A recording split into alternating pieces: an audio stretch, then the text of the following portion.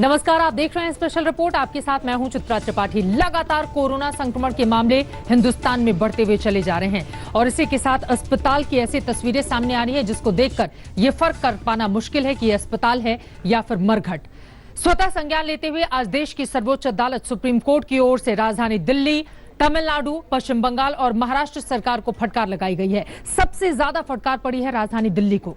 दिल्ली सरकार से कई सवाल भी पूछे गए हैं और साथ ही जो तस्वीरें सामने आई हैं उसको देखकर ये तक टिप्पणी कर दी गई है कि दरअसल यहां पर मरीजों के साथ जानवरों से भी बुरा बर्ताव किया जा रहा है। ये रिपोर्ट देखिए। एक मनहूस महामारी ने देश का क्या हाल कर दिया। सारा सिस्टम जैसे चरमरा गया। सामाजिक ताना बाना तार तार हो गया। मौत से बदतर जिंदगी हो गई और मौत आई तो जिंदगी का ये सिला दे गई। इंसान की जिंदगी का क्लाइमेक्स काली पन्नियों में पैक हो गया। तमाम अस्पतालों और शमशान घाट में फर्क करना मुश्किल हो गया। कोरोना संक्रमण काल की इन दहला देने वाली सच्चाइयों पर देश की अदालत ने खुद संज्ञान लिया। चीफ जस्टिस एएस बोबडे ने जस्टिस अशोक भूषण की अध्यक्षता वाली 3 सदस्यीय बेंच को मामला सौंप दिया। इस बेंच में जस्टिस अशोक भूषण के अलावा जस्टिस एमआर शाह और जस्टिस संजय किशन कौल भी थे। सुप्रीम कोर्ट की इस बेंच ने कोरोना के इलाज में लापरवाही को लेकर तमाम राज्यों को फटकार लगाई। सुनवाई के दौरान जस्टिस एमआर शाह ने कहा कि अस्पतालों में हर जगह बॉडी फैली हुई है और लोगों का वहां इलाज चल रहा है। अगर लाशें कचरे के ढेर में मिल रही हैं, तो ये इंसानों के साथ जानवरों से भी बदतर सलूक है। कोर्ट ने दिल्ली सरकार को फटकार लगाते हुए कहा, दिल्ली के अस्पतालों में शवों का भी ठीक से ध्यान नहीं रखा जा रहा है। मरीज की मौत के बारे में परिवार के लोगों को भी नहीं बताया जा रहा है। सुप्रीम कोर्ट ने कहा, कुछ मामलों में तो परिवार के लोगों को अंतिम संस्कार में भी शामिल होने नहीं दिया जा रहा है। जब केंद्र की तरफ से पेश हुए सॉलिसिटर जनरल तुषार मेहता ने कहा, दिल्ली में एक ऐसा मामला भी सामने आया जब लाशों को कोरोना का इलाज करा रहे मरीजों के पास ही रख दिया गया। इस पर जस्टिस एमआर शाह ने तुषार मेहता से पूछा, तो फिर आपने क्या किया? सुप्रीम कोर्ट ने दिल्ली में कम टेस्टिंग पर भी सवाल उठाए और सरकार से पूछा, दिल्ली में आखिर तमिलनाडु और मुंबई की तुलना में कम टेस्ट क्यों हो रहे हैं? जब मरीज बढ़ रहे हैं तो टेस्टिंग कम क्यों हो रही है? सुप्रीम कोर्ट ने साफ कहा कि आप टेस्टिंग के तरीकों को आसान बनाइए ताकि ज्यादा लोगों का कोरोना टेस्ट हो सके। टेस्टिंग कराना राज्य की जिम्मेदारी है। बेंच ने मीडिया रिपोर्ट्स का हवाला देते हुए कहा, सरकारी अस्पतालों में बेड खाली हैं, जबकि कोरोना के मरीज अस्पतालों में भर्ती होने के लिए दर-दर भटकने को मजबूर हैं। देश के कई राज्यों में कोरोना के मरीजों की स्थिति और कोरोना से मारे गए लोगों की लाशों की दुर्दशा पर सुप्रीम कोर्ट ने कई राज्य सरकारों को आड़े हाथों लिया। लेकिन फटकारते समय सुप्रीम कोर्ट चूंकि दिल्ली सरकार और लोकनायक जयप्रकाश अस्पताल की ओर ही देख रहा था, लिहाजा इन दोनों के लिए स्थिति ज्यादा असहज थी। कोर्ट ने यह भी कहा कि जिस तरह से स्थिति से निपटा जा रहा है, उपाय किए जा रहे हैं, वो सचमुच संतोषजनक तो कतई नहीं है, साथ ही असहज कर देने वाली स्थिति भी है, विचलित कर देने वाले दृश्य भी।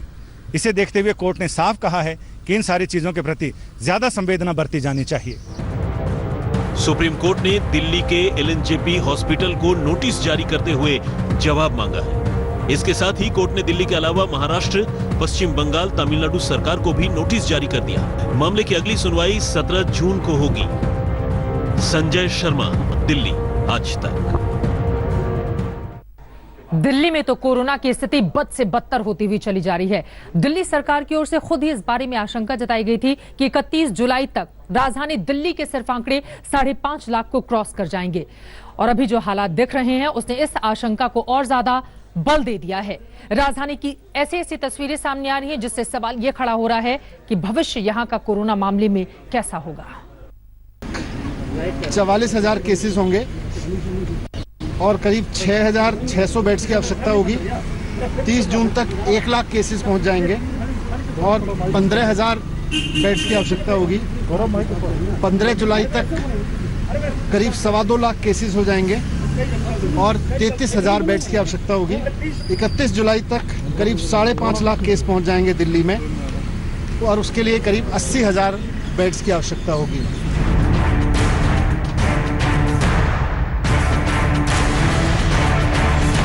दिल्ली सरकार ने जुलाई में कोरोना की जिस भयावह स्थिति की फिल्म दिखाई थी, उसका ट्रेलर सामने दिखाई दे रहा है। देश की राजधानी कोरोना का सबसे बड़ा हॉटस्पॉट बन गई है। सारे रिकॉर्ड टूट रहे हैं। दिल्ली में 24 घंटे में 1877 लोग कोरोना पॉजिटिव पाए गए हैं। इसके साथ ही दिल्ली में कोरोना संक्रमितों का आंकड़ा 34,687 तक पहुंच गया।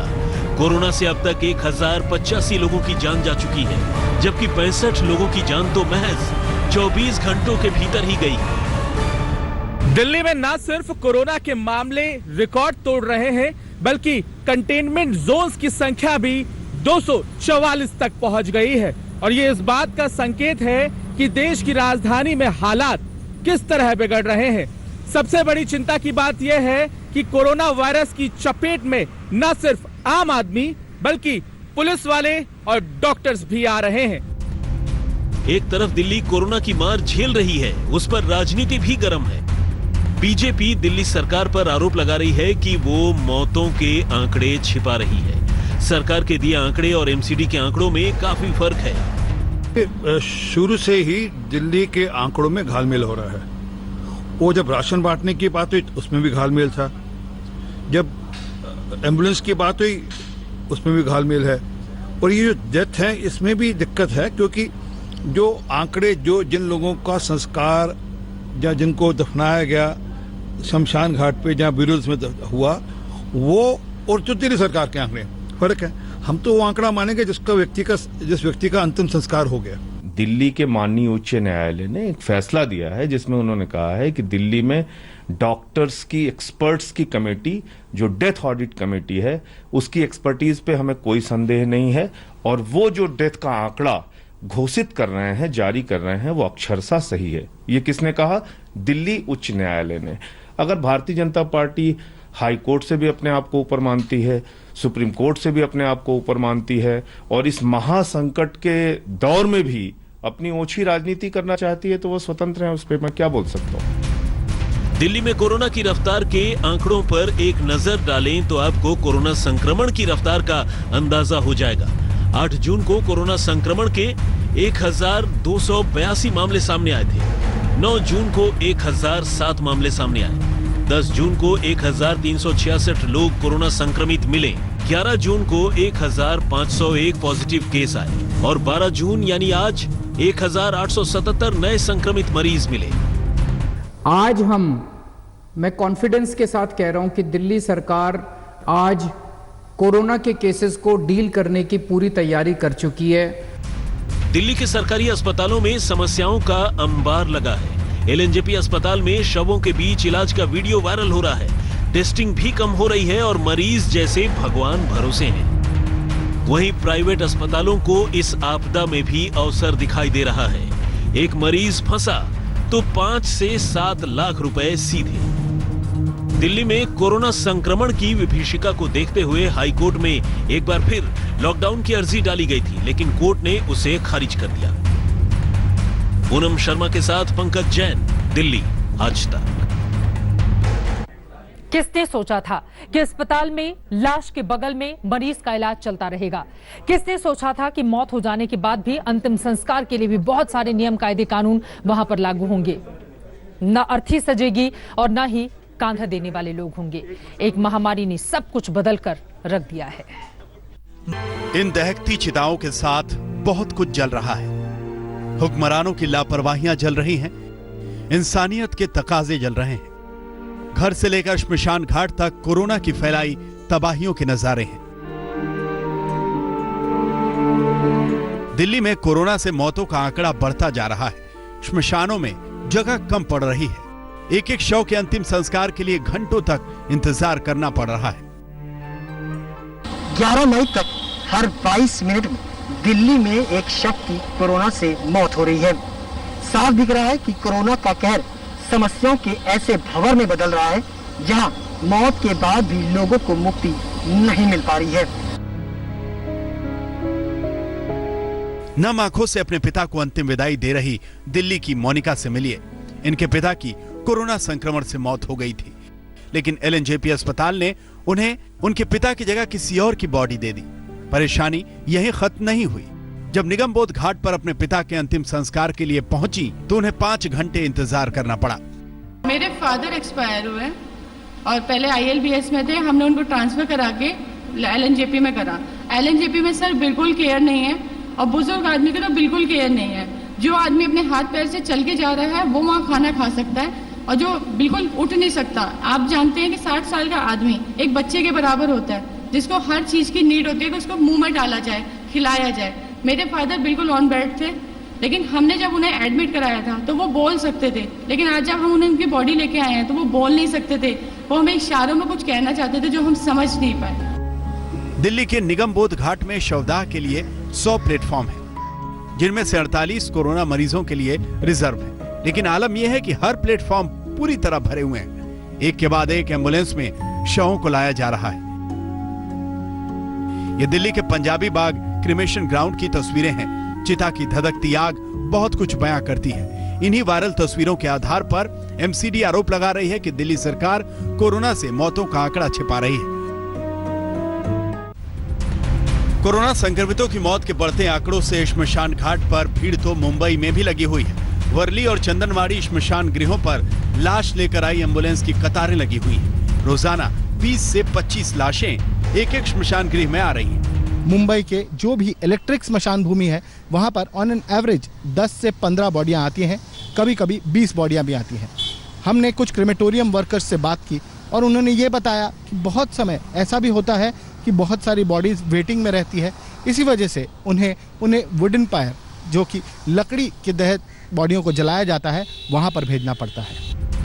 गुजरात में कोरोना संक्रमण के चलते मौतों का आंकड़ा बढ़ता जा रहा है। यही वजह है कि श्मशान घाट पर शवों के अंतिम संस्कार की क्षमता 2 गुनी करनी पड़ गई है। श्मशान घाट के नियम कायदे बदले गए हैं। तो आमतौर पर दिन में यहाँ पे 12 बॉडीज आया करती थी, उसकी जगह पर अब 25 से ज्यादा बॉडीज यहाँ पे आती है। और जो भी लोग यहाँ पे आते हैं जिनके परिवारजनों की मृत्यु हो जाती है कोविड की वजह से, तो उनके अंतिम संस्कार यहाँ पे अलग से किए जाते हैं। आप देख सकते हैं मुश्किल से 1 या 2 परिवार के सदस्य ही यहाँ पे आ सकते हैं जिनको कोविड होता है, और साथ ही पूरी तरीके से डिसइंफेक्शन का ख्याल रखा जाता है। इस संकट काल में जिसे कोरोना हुआ उसकी जिंदगी नर्क है, और कोरोना से मौत हुई तो अंतिम संस्कार भी दुश्वार। ना तो शव यात्रा निकलेगी, ना ही अंतिम स्नान होगा, ना तो शव पर फूल चढ़ेंगे और ना ही कोई चिता को अग्नि देगा। किसने सोचा था कि अंतिम संस्कार के लिए भी श्मशान घाट पर कतारें लगेंगी। अहमदाबाद से गोपी घांगर, मुंबई से दिव्येश और सौरभ अख्तानिया के साथ सुशांत मेहरा, दिल्ली आज तक। इसी के साथ स्पेशल रिपोर्ट में एक छोटे से ब्रेक के लिए हम रुकेंगे, लेकिन कोरोना काल में निर्ममता बंगाल में दिखाएंगे आगे, आप देखते रहिए। स्पेशल रिपोर्ट में एक बार फिर से आप सभी का स्वागत है। आपके साथ मैं हूं चित्रा त्रिपाठी। इस वक्त की बड़ी खबर महाराष्ट्र से सामने आ रही है, जहां पर संक्रमित व्यक्तियों का आंकड़ा 1 लाख को पार कर चुका है। महाराष्ट्र की ये तस्वीरें भी आपके सामने है और महाराष्ट्र का आंकड़ा आपके सामने है। 1 लाख के पार जा पहुंचा है आंकड़ा। महाराष्ट्र में कोरोना के अब तक 1,01,141 कुल केस सामने आए हैं, जबकि बीते 24 घंटे में कोरोना के 3,493 नए मामले अकेले महाराष्ट्र से ही सामने आए हैं। महाराष्ट्र में 24 घंटे में कोरोना के कारण 127 लोगों की जान चली गई है। वहीं मुंबई में कोरोना के मरीजों की संख्या 55,451 जा पहुंची है। अकेले महाराष्ट्र में कोरोना के केस अब तक 1 लाख के पार, जो उद्धव सरकार के लिए चिंता का सबब बने हुए हैं। तमाम इंतजामों के बीच भी इस वक्त बड़ी चुनौती, इस हालात पर काबू कैसे पाया जाए, क्योंकि अब तक 1,01,141 कुल केस, जबकि 24 घंटे में 3,493 नए केस सामने आए हैं और 127 लोगों की बीते 24 घंटे में जान चली गई है। वहीं मायानगरी मुंबई में कोरोना के मरीजों की संख्या अपने आप में चिंताजनक 55,451 अकेले मुंबई में कुल केस। लेकर चलते हैं आपको कोलकाता। पश्चिम बंगाल के कोलकाता से लाशों को घसीटते हुए ऐसी तस्वीर सामने आई है, जिसने वहां की व्यवस्था को लेकर कई सवालों को जन्म दे दिया है। बीजेपी इसी वजह से ममता सरकार पर निशाना साध रही है, तो वहीं खुद राज्यपाल जगदीप धनखड़ ने भी ममता बनर्जी सरकार की व्यवस्थाओं को लेकर कई सवाल पूछे हैं।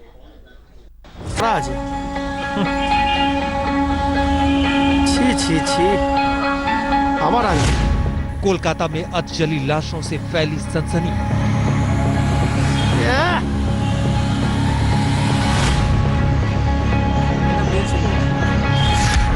अधजली लाशों को घसीटने का वीडियो हुआ वायरल।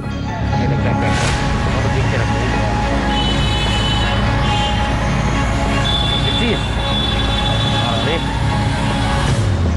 बहुत विचित्र था, इतना मेरे जीवन में हम लोग कभी नहीं देखे वैसा वैसा था।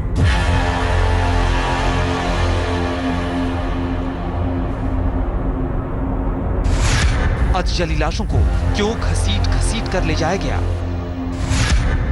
ममता बनर्जी के राज में लाशों के साथ ऐसा खिलवाड़ क्यों? सब कोई डरे हुए थे और इधर कम से कम 13-14 लाश का है, एक साथ सब नेकेड था। क्या कोरोना की लाशों का गुपचुप दाह संस्कार किया जा रहा था?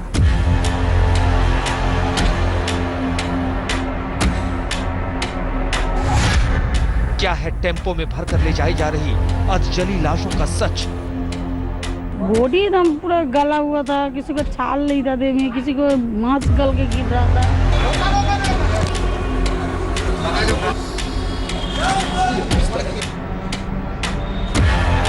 कोलकाता की इस वीडियो को देखकर ही रूह कांपने लगती है, लेकिन ये वीडियो देश भर में वायरल हो गया है और इस वीडियो पर जमकर राजनीति भी शुरू हो गई है। छी छी छी, हमारा खुद पश्चिम बंगाल के राज्यपाल ने इसमें दखल दे दिया है। मैं सोच नहीं सकता था कि भारत जैसे देश में एक मर्द शरीर के साथ इस प्रकार का बार्बरिक कार्य हो सकता है, इतनी बर्बरता से किया जा सकता है, अकल्पनीय था।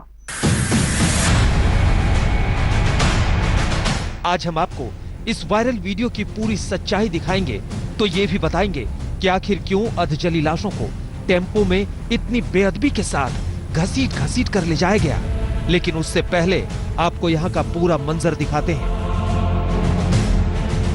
एक टेम्पो खड़ा है, उसमें शवों को डाला जा रहा है। टेम्पो के पास में पुलिस पिकेट भी है और काफी लोग इस खौफनाक मंजर को देख रहे हैं। टेम्पो के आसपास कुत्ते घूम रहे हैं। कुछ लोग इसका वीडियो भी बना रहे हैं। लाशों की ऐसी दुर्गति देखकर सनसनी सी फैल जाती है। हर कोई चर्चा ये करने लगता है कि क्या ये कोरोना वायरस से मारे गए लोगों की लाशें हैं, क्योंकि पश्चिम बंगाल में भी कोरोना अब जबरदस्त फैल चुका है। हम आपको बता दें कि पिछले 24 घंटे में पश्चिम बंगाल में कोरोना के 440 नए केस आए हैं और बंगाल में कोरोना मरीजों की संख्या बढ़कर 9,768 हो गई है। इसमें अकेले कोलकाता से 117 केस सामने आए हैं। बंगाल में कोरोना के बढ़ते केसों के बीच लाशों का ये वीडियो वायरल हुआ तो बीजेपी के महासचिव कैलाश विजयवर्गीय ने इसे लेकर सीधे ममता बनर्जी पर धावा बोल दिया। कैलाश विजयवर्गीय ने कहा,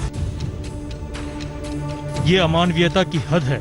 किसी की मृत देह को ममता जी आपके राज में जिस तरह घसीट कर गाड़ी में पटका जा रहा है वो असहनीय है। क्या सरकार इस बात की जवाबदेह नहीं है कि ये कृत्य क्यों किया गया? जनता में भय के साथ पश्चिम बंगाल सरकार के प्रति गुस्सा भी है। हम आपको बता दें कि ये वीडियो कोलकाता के एक शवदाह गृह का है। यहाँ शवों को जलाया जा रहा था, लेकिन इलाके में बदबू फैली। आसपास के लोग घरों से निकल आए और दाह संस्कार का विरोध करना शुरू कर दिया। ऐसे में नगर निगम के कर्मचारियों ने आनन फानन में अधजली लाशों को घसीट घसीट कर टेम्पो में भरना शुरू कर दिया। ভয়ঙ্কর নির্মম অমানবিক ঘটনা সেটা হচ্ছে যে 13টা লাশ প্রায় গলে গেছে গড়িয়ার একটি শ্মশানে সেগুলো রাখা ছিল।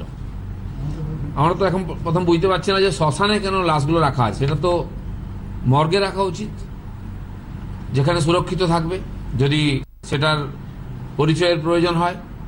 वो ठीक मालूम नहीं है, हम थोड़ा इसका जांच करके बताएंगे।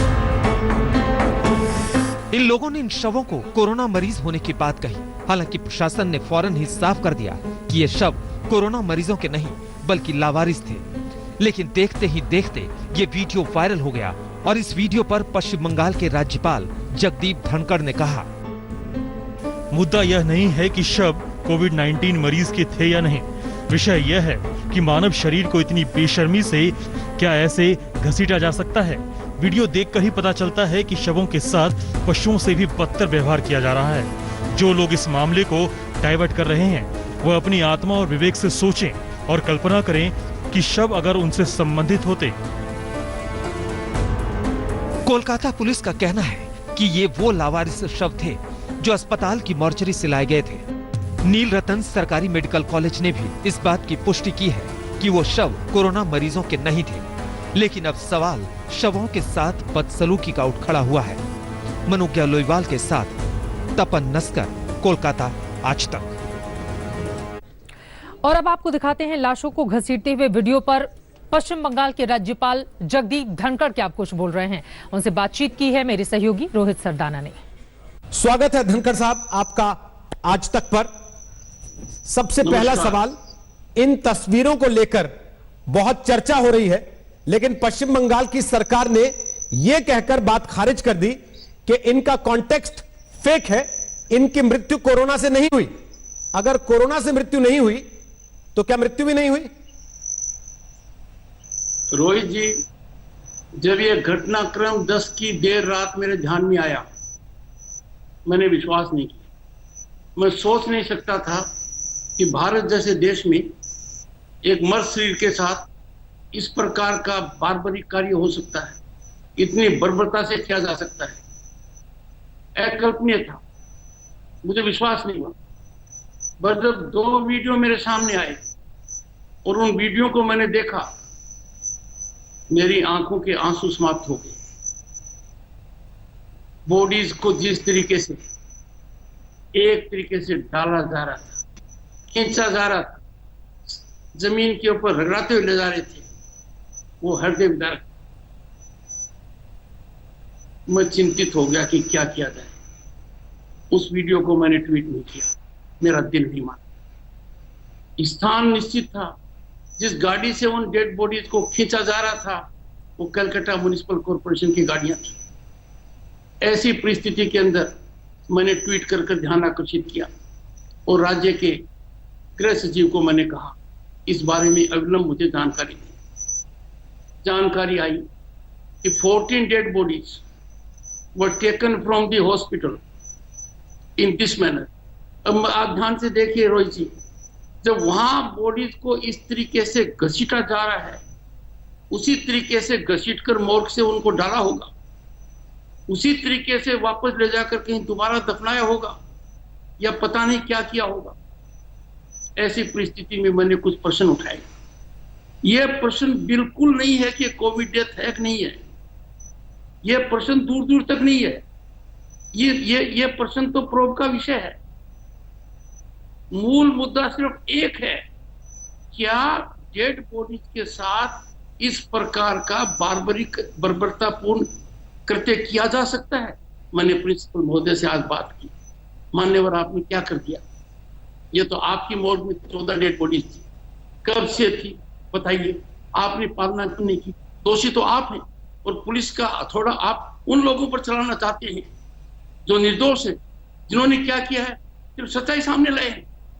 मैं आपको बताना चाहता हूं रोहित जी, और पहली बार टेलीविजन चैनल पर बता रहा हूं, जब मैंने ट्वीट किया तो राज्य के मुख्यमंत्री ने मेरे से 2 बार बात की। 2 बार बात की। मैंने राज्य के मुख्यमंत्री ममता बनर्जी को कहा, मैडम मैं राजभवन भी, आप नवाना नहीं, हम कैसे अपना मुंह किसी को दिखाएंगे? यह कृत्य इतना घिनौना है, यह मानवता का ऐसा कलंक है जिसको हम धो नहीं पाएंगे। मुझे याद है इसी कार्यक्रम में आप पहले आए एक बार, और तब आपने कहा कि आरोप यह है कि पश्चिम बंगाल में कोविड डेथ्स कहीं ज्यादा हैं, आंकड़ा सार्वजनिक नहीं किया जा रहा है। अब जब ये तस्वीरें सामने आ रही हैं तो लोग दोनों बातों को जोड़ के देख रहे हैं, पर सच पता कैसे लगेगा? मैंने एक प्रश्न 11 दिन से लगातार कर रहा हूं, राज्य में कितनी टेस्ट रिपोर्ट्स के रिजल्ट आने बाकी हैं?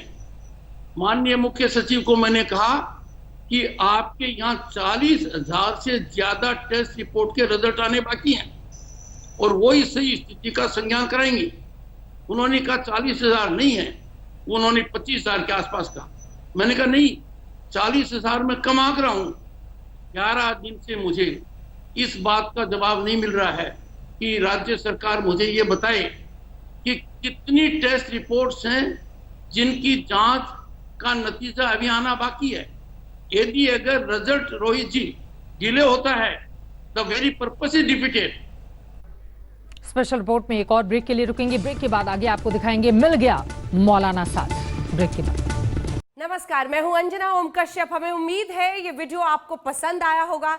लेटेस्ट खबरों के लिए यूं ही देखते रहिए आज तक, और इस वीडियो के पसंद आने पर लाइक, शेयर एंड सब्सक्राइब करना ना भूलें।